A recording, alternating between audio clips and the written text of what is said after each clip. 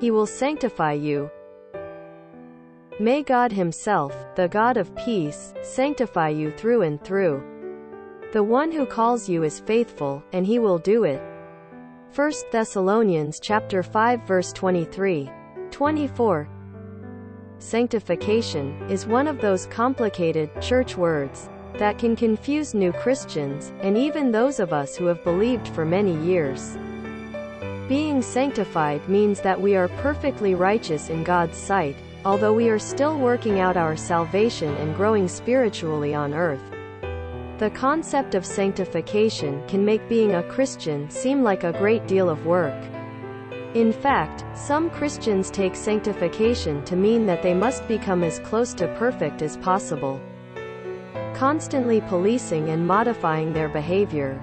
In reality, this is not a fulfilling Christian life. It can lead to mental and spiritual exhaustion, frustration with self and resentment toward God.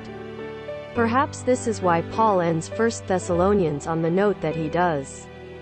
Paul cared for all the churches he visited, and he surely wanted all of their congregants to grow to be righteous Christians.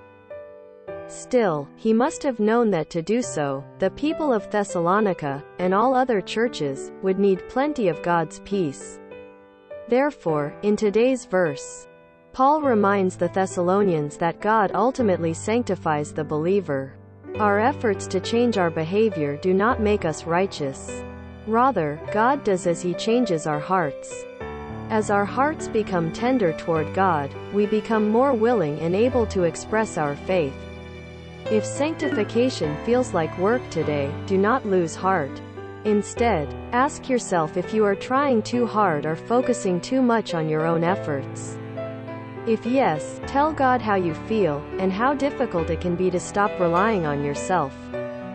Ask Him to show you how your heart has changed and direct you to opportunities to find joy in Him.